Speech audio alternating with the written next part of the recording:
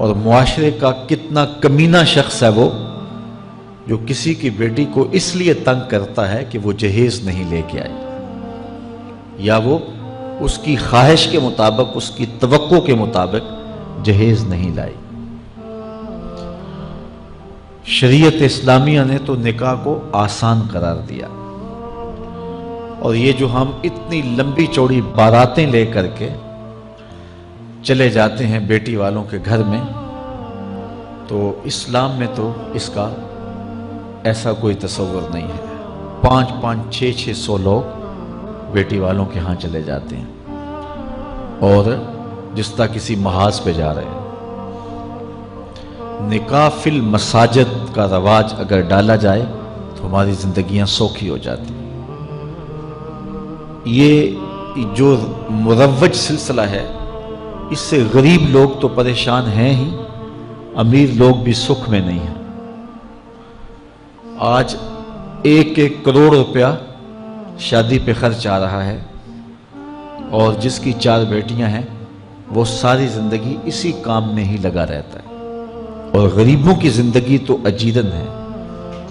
غریب کی بیٹیاں سگڑ ہیں، سمجھدار ہیں، سنجیدہ و متین ہیں، پڑھی لکھی ہیں، خوبصورت ہیں، لیکن ان کے رشتے قبول اس لیے نہیں کیے جا رہے کہ ان کے پاس دینے کے لیے کچھ نہیں ہے۔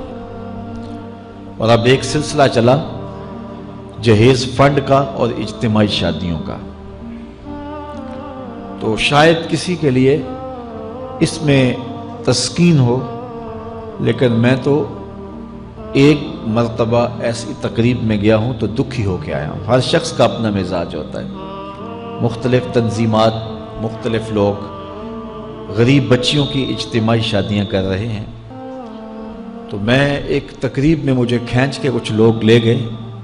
میں نے کہا مجھے تجربہ تو نہیں ہے، لیکن مجھے لگتا ہے کہ میرے لیے تکلیف کا سامان ہوگا، اور دوست جس مقصد کے لیے مجھے لے کے جا رہے ہیں تو ان کا مقصد بھی پورا نہیں ہوگا۔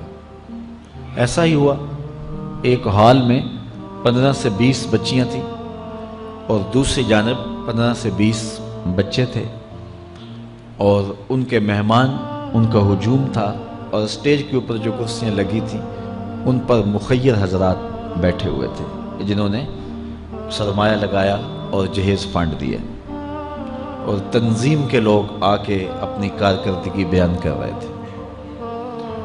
تو آخر میں انہوں نے مجھے کہا کہ ہم آپ سے کچھ سننا چاہتے ہیں، تو میں نے بیٹھے بیٹھے کہا کہ میں دعا کر دیتا ہوں، لیکن ان کا اصرار بڑھا، تو میں نے مائک پہ آ کے کہا کہ انسان کی زندگی میں 3 موقع ہوتے ہیں جس دن وہ مہمان خصوصی ہوتا ہے، اور سب لوگوں کی نظر اسی کے چہرے پہ ہوتی ہے۔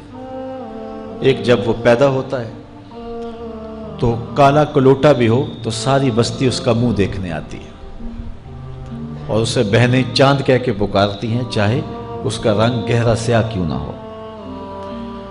دوسرا موقع انسان پر اس وقت آتا ہے جب وہ دولہا بنتا ہے، تو سارے لوگ اسی کو دیکھتے ہیں، اور وہ نگاہوں کا مرکز ہوتا ہے، اور چیف گیسٹ وہی ہوتا ہے۔ اور تیسرا وقت اس کے اوپر تب آتا ہے جب وہ چٹا لٹھے کا لباس پہنتا ہے، تو سارا شہر اس کا منہ دیکھنے آتا ہے۔ تو میں نے کہا ان غریب لوگوں سے آج تم نے یہ حق بھی چھین لیا۔ آج مخیر حضرات کو اوپر بٹھایا اور ان کو نیچے بٹھایا ہوا ہے، اس لیے کہ یہ غریب ہیں، اور کسی کے چہرے کے اوپر میں نے کہا خوشی کے آثار نہیں نظر آ رہے، اداسیاں ہیں، اور اتنے لوگوں کو ان کی غربت کا گواہ بنا رہے۔ ایک دم سکوت طاری ہو گیا حال پر، چونکہ مجھ سے وہ کچھ ایسی باتیں سننا چاہ رہے تھے جس سے ان کو داد ملتی۔ میں نے کہا تمہارے جذبے اپنی جگہ پہ، لیکن کاش کے رات کے اندھیرے میں ان بیٹیوں کے ماں باپ کو تم نے کچھ پیش کیا ہوتا اور یہ اپنے گھر سے رخصت ہوتی تو عرش والا رب بڑا راضی ہوتا۔ لیکن برا کرے نمائش کا کہ ہم نے ان بیٹیوں کا تماشا لگا دیا۔ میں ایک شہر میں گیا تو وہاں آج کل وہ پہلے تھا نا عمرے کے ٹکٹ محفل نعت میں، تو آہستہ آہستہ مجمع سمٹ گیا، تو اب ایک نیا سلسلہ شروع ہوا ہے کہ جہیز کی پرچیاں نکالی جائیں گی۔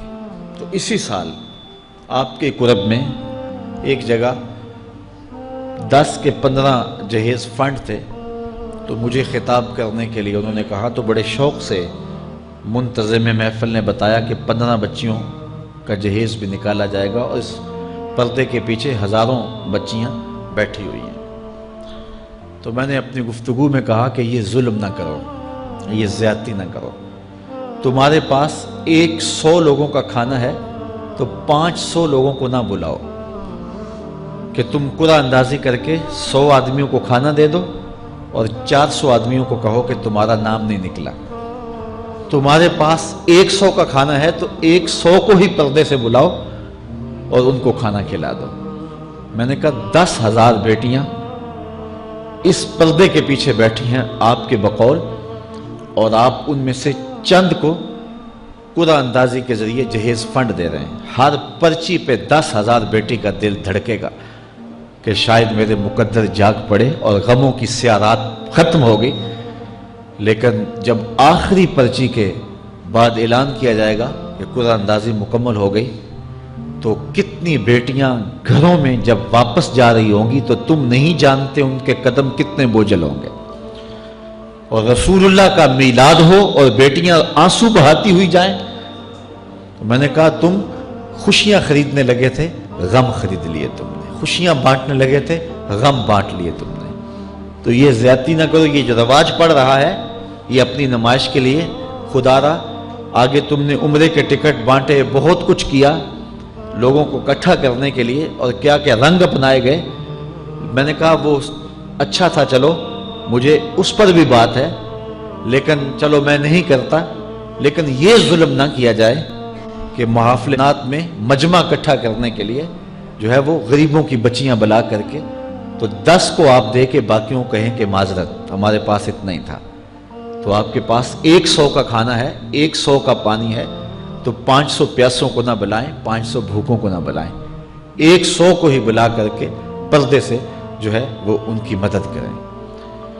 تو میں یہ کہتا ہوں کہ ہم جہیز فنڈ دینے کی بجائے، یہ جب تک یہ حالات ختم نہیں ہوتے، ہمیں خفیہ طور پہ یہ بھی کرنا چاہیے، لیکن ساری قوم ادھر لگ گئی ہے، تو اس کی بجائے ہمارے علماء کو، ذمہ دار کو، یہ مختلف چینلز کے اوپر یہ جو ٹاکنگ ہوتی ہے اس پہ گفتگو ہونی چاہیے کہ اس رسم کو ختم کیا جائے اور معاشرے کی تربیت کی جائے کہ بیٹیوں کا رشتہ اس لیے قبول کیا جائے کہ وہ دیندار ہیں، وہ پردے دار ہیں، وہ سگڑ ہیں، وہ پڑھی لکھی ہیں اور ان کے اخلاق اچھے ہیں، یہ معیار بنایا جائے، دولت کو معیار نہ بنایا جائے۔ اس طرح معاشرے پس جائیں گے اور معاشرے کے پلے کچھ بھی نہیں بچے گا۔ اور آج اندازہ نہیں ہے ہم کو کہ جس کی بیٹیاں گھر کی دہلیز پہ جوان ہے اس کی زندگی کتنی کٹھن گزر رہی ہے۔ کوٹھے تے چڑھ ویخ فریدا تے گھر کر بلدی اگ، میں جاتا دل دکھی میرا پر دکھی سارا جگ۔ تو پورا معاشرہ اس وقت اس اذیت سے، اس کڑن سے گزر رہا ہے کہ بیٹیاں جوان ہیں اور رشتے نہیں مل رہے، اور پھر اگر رشتے مل رہے ہیں تو بیٹے والوں کے نخرے ہی بڑے عجیب ہیں، اور پھر جس طرح وہ بیٹیوں کو، غریبوں کی بیٹیوں کو لونڈیاں بنا کے اپنے گھروں میں رکھتے ہیں، تو یہ ایک الگ درد کی اور دکھ کی کہانی ہے۔ میرے پاس لوگ آتے ہیں، دعا کیجئے، کاروبار نہیں ہے، معاشی بحران ہے، مالی پریشانیاں ہیں، بچے کے امتحان سر پہ ہیں، بہت سارے مسائل لے کر لوگ آتے ہیں، لیکن کوئی نہیں، لوگ حوصلے سے مصائب کا مقابلہ کرتے ہیں، کاٹتے ہیں۔ لیکن کچھ لوگ آتے ہیں دعا کے لیے تو بات کرتے ہی آنکھیں چھلکنے لگتی ہیں اور میرا دل بھی قابو میں نہیں رہتا۔ لوگ کہتے ہیں کہ حضرت دعا کرو، بیٹی سسرال میں دکھی ہے، اللہ سکھ دے دے۔ تو میں دعا بھی کرتا ہوں، لیکن میں تنہائی میں جا کے روتا ہوں کہ اس درد کا مداوع کیا ہے، اس دکھ کا علاج کیا ہے، اور معاشرہ تیزی سے اس تکلیف کی طرف بڑھ رہا ہے، اور طلاق کی شرح بھی جو ہے وہ بڑھتی چلی جا رہی ہے۔ میرے پاس ایک دن ایک صاحب آئے، ساتھ ان کی بیوی تھی، اور میں انہیں جانتا ہوں، عزت دار لوگ تھے۔ تو انہوں نے کہا کہ ہم آپ سے کوئی تنہائی میں بات کرنا چاہتے ہیں۔ تو ان کے اپنے عزیز تھے، بیٹیاں اس شخص کی زیادہ ہیں، اپنے عزیزوں میں شادی کر دی۔ تو اس وقت انہوں نے طے کر لیا کہ کوئی بات نہیں، ہم جہیز نہیں لیتے۔ لیکن وہ باپ بلک بلک کے مجھے کہہ رہا تھا کہ کتنے دنوں سے میری بیٹی گھر آ کے بیٹھی ہوئی ہے، اور وہ کہتے ہیں کہ اتنی دیر واپس نہ آنا جب تک تیرا جہیز پورا نہیں ہو جائے گا۔ میں کہتا ہوں کتنا صفاق معاشرہ ہو گیا ہے اور کتنے کٹھن حالات ہو گئے ہیں۔ تو جب معاشرہ اس کیفیت میں چلے جائے تو پھر انارکی پھیلتی ہے اور معاشرے پھر قائم نہیں رہتے۔ تو کتنی باپ کی دہلیز پر بوڑھی ہونے والی بیٹیاں، ان کی سسکیاں، ان کی آہیں اور ان کی چیخیں اس معاشرے کو بے چین کی ہوئی ہیں۔ تو امیر لوگوں کی ذمہ داری ہے کہ وہ غریبوں کے دکھ بانٹ لیں۔ اللہ تعالیٰ ارشاد فرماتا ہے کہ فکو رقبہ او اطعام فی یوم ذی مسغبہ، کسی پھنسے ہوئے کی گردن چھڑانا یہ بڑی نیکی ہے۔ تو اس وقت غریب کی بیٹیوں کا رشتہ کوئی قبول نہیں کرتا۔ اگر کوئی نوجوان اور اگر کوئی سرمایہ دار غریبوں کی بیٹیاں قبول کر لے تو یہ اس کی مہربانی ہوگی، اور اگر یہ نہیں کر سکتا تو کم از کم ان بیٹیوں کی شادیوں کا اہتمام کیا جائے، لیکن یہ مہربانی کی جائے کہ غریبوں کی بچیوں کو نمائش گاہ میں نہ کھڑا کیا جائے اور ان کی غربت کا تماشا نہ بنایا جائے۔ رات کی تنہائی میں ان کے ماں باپ کی خدمت کی جائے تاکہ وہ اپنی بیٹیوں کو عزت سے اٹھا سکیں۔ میرے حضور نے ارشاد فرمایا وَرَجُلٌ تَصَدَّقَ بِصَدَقَةٍ فَأَخْفَاهَا حَتَّى لَا تَعْلَمَ شِمَالُهُ مَا تُنْفِقُ يَمِينُهُ، جس شخص نے تنہائی میں خیرات کی کہ دائیں ہاتھ نے جو خرچ کیا بائیں کو پتہ بھی نہ چلا، قیامت کے دن جب کوئی سایہ نہیں ہوگا اللہ اس شخص کو اپنے عرش کا ٹھنڈا سایہ عطا فرمائے۔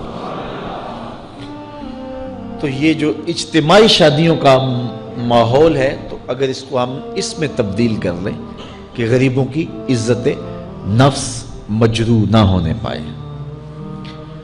تو اللہ تعالیٰ یہ توفیق نصیب فرمائے اور معاشرے کے اندر ایسے لوگ نکلیں جو معاشرے کے دکھ بانٹتے ہیں۔ اور علماء کو منبر و محراب سے زوردار آواز اٹھانی چاہیے کہ یہ جو رسم پیدا ہو گئی ہے جہیز کی، اور اس کے بغیر بیٹیاں گھر سے رخصت نہیں ہو سکتی ہیں، تو اس کو ختم کیا جائے اور اس کے خلاف عملی جہاد کیا جائے، اور اس کے لیے امیر لوگ نمونہ بنیں۔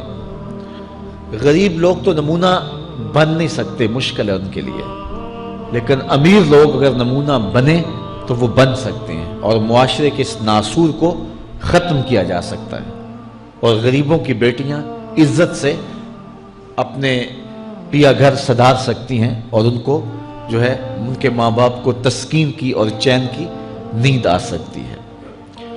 آج میں نے نکاح کے حوالے سے بہت ساری باتیں کرنی تھی، لیکن عنوان ادھر چلا گیا چونکہ یہ ایک سلگتا ہوا مسئلہ ہے اور ہمارے معاشرے کو کاٹ رہا ہے اور توڑ رہا ہے۔ ایک تو گھروں کی دہلیز پہ بیٹیاں بوڑھی ہو رہی ہیں، اور دوسرا شرع طلاق جو ہے وہ بڑھتی چلی جا رہی ہے۔ اس حوالے سے میں زیادہ لمبی گفتگو نہیں کرتا، صرف دو چار باتیں کہ طلاق اگرچہ مرد کا شرعی حق ہے، اور اگر نباہ نہ ہوتا ہو تو طلاق دینا ناگزیر ہو جائے تو طلاق دینا ہی پڑتا ہے، لیکن اس کے باوجود اگر کوئی شخص اپنی بیوی کو برداشت کرتا رہے تو قیامت کے دن رب کی رحمتوں کا حقدار ہوگا۔ جائز کاموں میں جو سب سے ناپسندیدہ امر ہے وہ طلاق ہے، اور جب کوئی شخص طلاق دیتا ہے اللہ کا عرش بھی ہلنے لگ جاتا ہے۔ امرأہ مردودہ اس خاتون کو کہتے ہیں جس کے شوہر نے اس کو طلاق دے دی اور وہ اس قابل نہیں ہے کہ اس کا دوبارہ نکاح ہو سکے. پہلے ہی بڑی مشکل نکاح ہوا تھا، بدصورت تھی، جہیز نہیں لا سکی تھی، تو پہلے بڑی مشکل نکاح ہوا تھا، اب طلاق ہو گئی تو اب تو اور زیادہ امکان مشکل ہو گیا. تو وہ اپنے باپ کی دہلیز پہ بیٹھ گئی. آگے نکاح کا ارادہ بھی نہیں ہے چونکہ امکان باقی نہیں ہے. تو اس عورت کو شریعت میں کہتے امرأہ مردودہ، لٹائی گئی خاتون.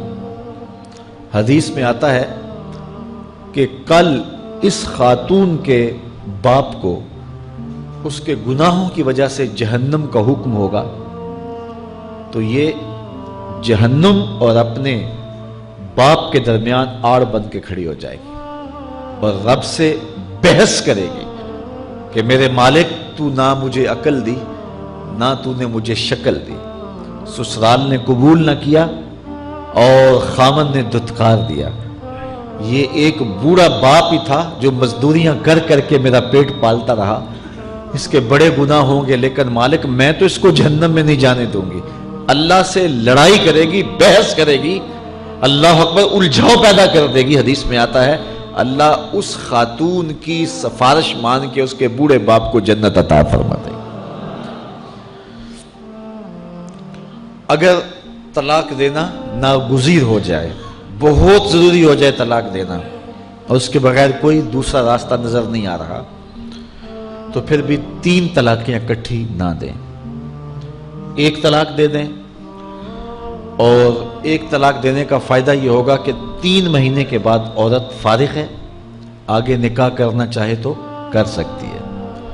لیکن اگر 3 ماہ کے بعد، 4 ماہ کے بعد، سال کے بعد، 2 سال کے بعد اس نے آگے نکاح نہیں کیا تو دوبارہ ان کا پروگرام نکاح کا ہو جاتا ہے، تو پھر واپس آنا آسان ہوتا ہے. تو لوگ یک مشت 3 طلاقیں دے دیتے ہیں اور پھر مسئلہ پوچھتے ہیں. تو چونکہ ہمارے یہاں کثرت احناف کی ہے اور واضح احکام جو شریعت کے ہیں وہ 3 اکٹھی طلاقیں اگرچہ ناپسند ہیں لیکن 3 طلاقیں اکٹھی 3 ہی ہو جاتی ہیں. تو پھر اس کے بعد اپنا مسلک بدلنے کی کوشش کرتے ہیں، یا جو ہے وہ ایسے لوگوں سے فتویٰ دیتے ہیں جن کا یہ فتویٰ نہیں ہے اور ایک عجیب الجھن میں مبتلا ہو جاتے ہیں. اس لیے اگر ناگزیر ہو جائے طلاق دینا تو پھر بھی 1 طلاق دینی چاہیے. جو 3 طلاقوں سے حاصل ہوگا، عورت سے الگ ہونا، وہ 1 طلاق سے ہی حاصل ہوگا. اور 1 طلاق بھی طہر کی حالت میں دینا چاہیے، عالم حیض میں نہیں، چونکہ ان دنوں کے اندر مرد کا رجحان عورت کی طرف زیادہ ہوتا ہے. اس لیے شریعت نے طہر میں طلاق دینے کا حکم دیا ہے اگر کوئی طلاق دینا چاہے. لیکن اگر کوئی حیض میں طلاق دے دے تو پھر بھی طلاق ہو جائے گی.